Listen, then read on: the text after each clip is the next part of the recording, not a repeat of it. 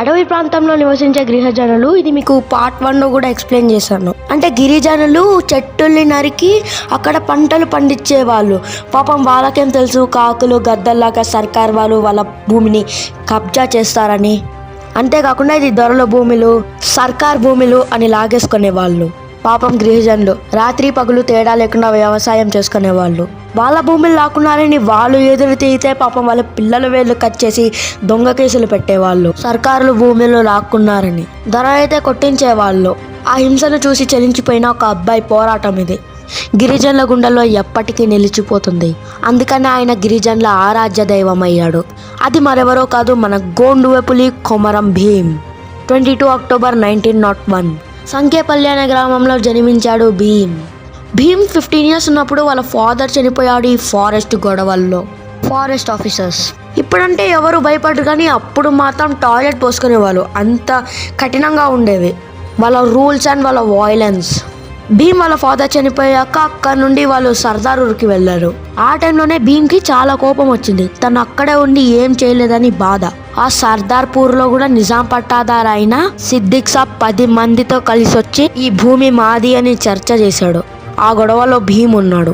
ఇప్పుడు భీమ్కి కోపం వచ్చింది. గిరిజనులు భీమ్తో పాటు సిద్దిక్ సాబ్ని అక్కడే చంపేశారు. భీమ్ని అక్కడే ఉంటే చంపేస్తారని చెప్పి భీమ్ని పారిపోమంటారు.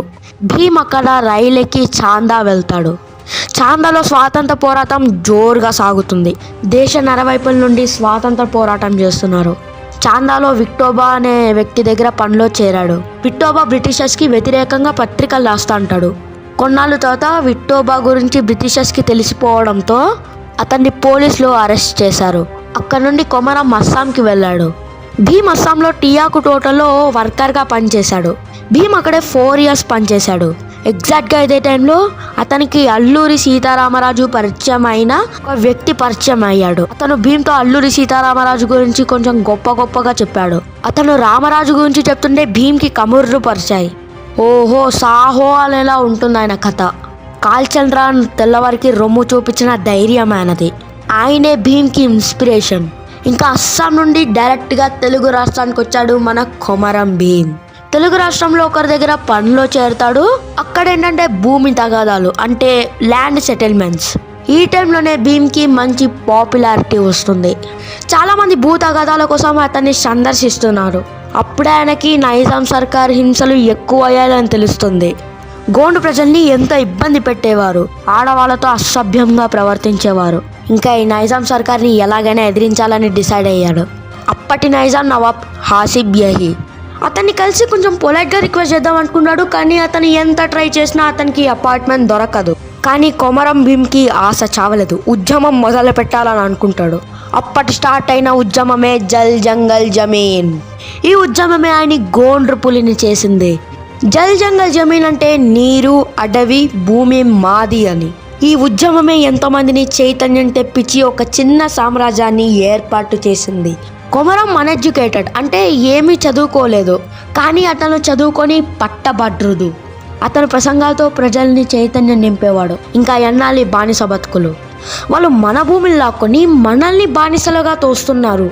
వాళ్ళని ఎంతగానో మోటివేట్ చేస్తా ఉండేవాడు. ఫస్ట్ ఈ ఉద్యమం మొదలు పెట్టిండే బాబెజరీ అండ్ జోగేదార్ జమీందారుల మీద. మొదటి దెబ్బకి నిజాం గవర్నమెంట్ భయపడింది. నిజాం గవర్నమెంట్ కొమరం భీమ్తో చర్చలు జరిపించడానికి పంపించాడు. ఈ ఉద్యమం మాపే, నీ భూమే కాదు అందరు భూములు నీకే ఇచ్చేస్తానని చెప్పాడు. మన కొమరం భీమ్ ఒప్పుకుంటాడా? ఒకవేళ తను ఒప్పుకుంటే తను గొండువపులి అయ్యిండేవాడా? మనం ఈ స్టోరీ చెప్పుకునే వాళ్ళమా? కొమరం భీమ్కి తన భూమే కాదు, ప్రతి ఒక్కరి భూమి కావాలి. ప్రతి ఒక్కరికి వాళ్ళ పంటలు పండించే హక్కు కావాలి. ఎవ్వరికి బానిసలు కాకూడదు. అంతేకాదు తప్పులు కేసు పెట్టి లోపలేసిన వాళ్ళని ప్రతి ఒక్కరిని బయటికి రప్పియాలి. నిజాం రాజధానికి ఒప్పుకోలేదు. మళ్ళీ యుద్ధం మొదలైంది. విల్లికి తూటాకి. భీమ్ సైన్యం మీదకి దాడికి వస్తే బాణాలు, బరిసలు ఇంకా 5 రకాల పాత ఆయుధాలతో యుద్ధం చేసేవాళ్ళు.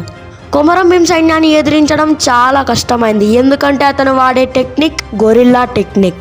అంటే దాక్కొని బాణాలు విసిరేవాళ్ళు. ముందుగా ఈ టెక్నిక్ని వాడింది ఛత్రపతి శివాజీ గారు. ఇలానే 1940లో భీమ్ టెక్నిక్ని పోలీస్ ఆఫీసర్స్ తెలుసుకున్నారు. అక్కడే దాడికి దిగుతారు. భీమ్ సైన్యం వాళ్ళని చిత్తు చేసి చంపేసింది.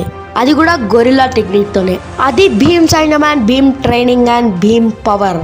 ఇంక ఇలా అవ్వదని చెప్పేసి భీమ్ సైన్యంతో నైజాం రాజులు మీటింగ్ అరేంజ్ చేశారు. కానీ వాళ్ళు పెట్టిన కండిషన్స్ తో భీమ్ సైన్యం మరియు గిరిజనులు ఒప్పుకోలేదు. ఇంక ఇలా అవ్వదని చెప్పేసి భీమ్ సైన్యం కోసం సర్చింగ్ ఆపరేషన్ చేశారు. కానీ ఫలితం శూన్యం. వాళ్ళు ఎంత ట్రై చేసినా భీమ్ ఆచికి తెలియలేదు. పోనీ తెలిసిపోయినా భీమ్తో డైరెక్ట్గా దిగి యుద్ధం చేసే సత్తా లేదు. గైస్, ప్రతి కథలో ఒక బేవకూఫ్ ఉంటాడు, కానీ ఈ కథలో కూడా ఒక బేవకూఫ్ గాడు ఉన్నాడు, ఉర్దూ పటేల్.